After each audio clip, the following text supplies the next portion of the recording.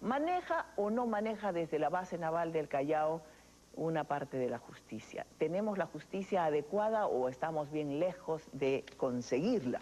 Claro, hemos invitado hoy día al doctor Marcos Ibaceta, que no es exactamente alguien que esté trabajando en los juzgados anticorrupción, sino más bien es presidente de la Sala Corporativa de Terrorismo, pero es un jurista renombrado a quien queremos hacerle esta primera pregunta. Y luego conversaremos sobre este tema de la extradición que realmente nos parece vital. Sobre terrorismo hay que hablar ahora, que no pase desapercibido, que no sea demasiado tarde cuando empecemos a hablar. Doctor Ibaceta, buenas noches. Buenas noches, encantado de estar en su programa. Permítame preguntarle sobre el tema Montesinos. ¿Cómo lo impresiona? ¿No se siente usted como juez, como magistrado, frustrado porque Montesinos haga una tiquiñuela primero, otra después, siga mandando, hable con quien quiera, cambie la coyuntura, nos haga hablar de lo que él quiere? ¿No está pasando algo raro? No, yo creo que está pasando lo que siempre ha ocurrido. Entonces, o sea que no ha cambiado nada. La frustración nuestra no es de ahora, es de siempre, ¿verdad? Entonces, tal vez aquí podríamos tocar un poco el tema de reforma porque se están confundiendo mucho las cosas.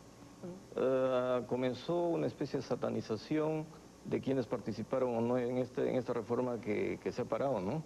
Que se ha paralizado. Una cosa es participar en una reforma dentro de un contexto de reformas en toda Latinoamérica y Iberoamérica hacia un derecho objetivo mundial con jurisdicción supranacional, es decir, con un tratamiento integral del crimen organizado, donde las fronteras ya no cuentan casi, y donde los poderes judiciales tienen que ser confiables y dignos de crédito, porque si no, no hay desarrollo posible y no hay paz social. Y otra cosa es trabajar para poner un poder del Estado al servicio de un gobierno. O sea que dentro del actual contexto los jueces no pueden contra Montesinos. No, sí pueden. El problema es que cuando yo hablo de proceso de reforma se tenía que cambiar una estructura, la logística y el ambiente interno, pero también se tendría que darle instrumentos normativos, porque los instrumentos procesales con los que contamos no sirven para mucho, sino más bien para las triquiñuelas que usted está haciendo referencia. Pero ¿y por qué los jueces le permiten que un día, por ejemplo, recuse a un juez, otro día vote a sus abogados y no pasa nada? Hace algún tiempo dijo que él no hablaba para las comisiones del Congreso, ahora solo habla para las comisiones del Congreso y no habla para los jueces. Bueno, ahí hay dos problemas. Y no pasa nada. No, es que hay dos problemas, pues. A ver, ¿cuáles? Uno es el tema procesal. No se han modificado normas procesales, no tenemos normatividad que permita a los jueces enfrentar con eficacia el crimen organizado. No hay. Y es urgente el trabajo que se tiene que hacer al respecto, ¿verdad? Es un tema bien preocupante. Vamos a seguir conversando sobre eso. Vayamos a nuestro tema, doctor Ibaceta. Esta extradición que vuelve a reiterar, a pedir el presidente Bush, un tratado de extradición entre Estados Unidos y el Perú, que fue firmado en el 26 de julio del 2001, pero quiere que sea ratificado con urgencia en el Senado norteamericano. Se ha dicho que tiene nombre propio, se ha dicho que la intención es que Estados Unidos termine con este tema de Lori Berenson. No tengo una idea exacta si es el objetivo de Lori Berenson, porque respecto a esta señorita, el proceso ha culminado. En el Perú, la jurisdicción interna ha hecho un juicio público. ¿Estados Unidos lo ha aceptado? A disposición, según las declaraciones del presidente Bush cuando estuvo acá, sí. Estados Unidos sí. Pero la Comisión Interamericana de Justicia por ahí tiene como tema pendiente. ¿Qué queda en la Comisión Interamericana de Derechos Humanos? La denuncia de la señorita Berenson porque considera que se han violado sus derechos en el nuevo proceso, ¿verdad? Pero quería entrar al tema de la extradición. Esto tiene que ver con la lucha contra el crimen organizado y contra el terrorismo mundial. Estados Unidos pues ha sentido en carne propia la acción del terrorismo, ¿verdad? Pero ahora ya no estamos ante un terrorismo focalizado dentro de fronteras nacionales, sino que se tocan, se interrelacionan, cooperan, se financian, se alían con los negocios ilícitos, entra el tema del lavado de dinero y mueven gigantescos capitales. ¿Cuál sería el interés de Estados Unidos en este tema, en este momento, con el Perú puntualmente? Yo creo que ahí habría que estudiar bien su legislación, cómo tipifica el delito de terrorismo, si ha tipificado el delito de terrorismo internacional, y si considera que cualquiera que hace daño a Estados Unidos desde cualquier lugar del mundo debe ser juzgado en Estados Unidos. Recordemos el caso de Noriega, ¿no? Ajá. ¿Y por qué sería particularmente importante el Perú desde ese punto de vista? Por lo que he escuchado, el Perú es un lugar de tránsito muy importante. Además, no olvidemos que el Perú tiene la frontera norte con Colombia. Colombia tiene la guerrilla y el narcotráfico se han aliado. Esa alianza repercute en el Perú. No sabemos cómo podrían, se dice que Al-Qaeda o los fundamentalistas islámicos se concentran al sur de Latinoamérica. Se dicen tantas cosas, algo de cierto habrá, que ya se están preocupando desde fuera, pero yo creo que no solamente debería preocuparse desde Estados Unidos, sino desde acá. Acá tendríamos que revisar también la legislación. Usted, de modo que a usted no le parece una figura forzada para terminar con el tema Berenson. No. Más bien es para abordar el asunto del terrorismo. A mí me parece que es lo último. Tenemos un videito muy pequeño, en declaraciones del abogado de Lori Berenson, José Luis Sandoval. Vamos a escucharlo un momentito, vamos a verlo.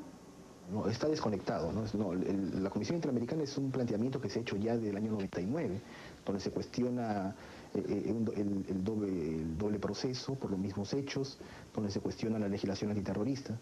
¿No? El planteamiento que se lleva a nivel del Senado no lo conocemos en detalle además, pero no está conectado a lo que la familia ha planteado ante la Comisión, ¿no? Bueno, no está conectado, dice. ¿Y el caso de los chilenos cómo va? Estos que estaban también siendo pedidos por la Comisión Interamericana de Derechos Humanos, la Corte inclusive había pendiente un fallo. No, la Corte se pronunció y en base al pronunciamiento de la Corte es que son sometidos a un nuevo proceso. Se está cumpliendo lo que pidió la Corte o dispuso la Corte Interamericana. Está en la etapa de la instrucción y ahí tenemos el problema procesal.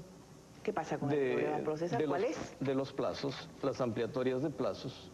Nuevamente vencimiento de plazos, nuevamente ampliatoria de plazos. Y nosotros en la sala de terrorismo hemos tenido que experimentar algo.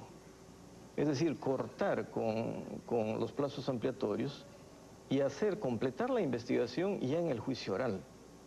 Entonces, si algo de esa experiencia puede servir en la competencia de anticorrupción, podría utilizarse, porque si no, los plazos se vencen, el inculpado sigue jugando con los plazos, se da el exceso de plazo y sale en libertad.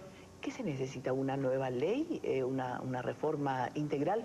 Hace un año exactamente usted declaraba que sentenciados por terrorismo podrían exigir su libertad, porque se sentaba un precedente, ¿no es cierto? Sí, ¿No ha cambiado nada en un año? No, sí cambió, porque se trabajó en coordinación interinstitucional para analizar un fallo del Tribunal Constitucional en el sentido de que el plazo máximo de investigación judicial o de detención preventiva eran 30 meses.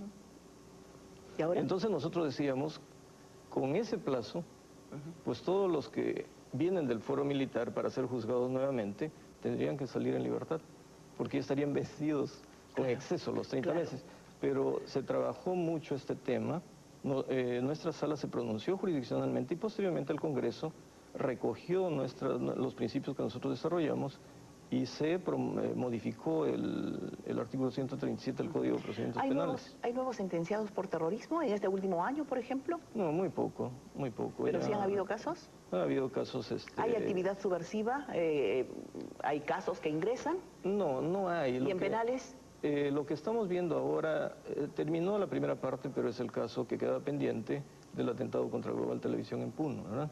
¿Quién fue? Entonces, definitivamente, ¿quién fue? Bueno... Porque a esta altura supongo que se sabe, ha pasado tanto tiempo. Nosotros hemos dictado una primera sentencia condenatoria.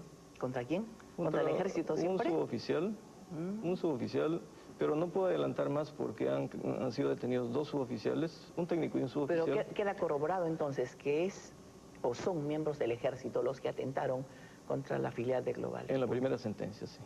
Ajá, y falta una ratificación de sentencia. En la Corte Suprema ha ido con recurso de nulidad, pero nosotros al pronunciar en la primera sentencia sí encontramos responsabilidad en ese nivel. ¿Usted trabaja el tema en cárceles también, no? ¿Ve la carga procesal? Se dice que hay un rebrote terrorista. Las autoridades desde el Ministerio del Interior están aceptando que inclusive en universidades hay. Y no es de extrañar pues que en cárceles esté sucediendo. ¿Usted conoce algo o no?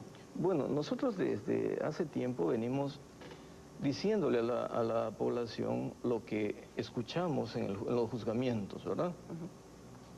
Hace 2 años se nos dijo en juicio que las condiciones no habían cambiado que el problema estaba latente, que si la derrota militar se había producido, ellos no iban a renunciar a su guerra política, porque otra generación podía retomar sus banderas. ¿Podría o están haciéndolo? Y yo creo que nunca han dejado de trabajar en una recomposición.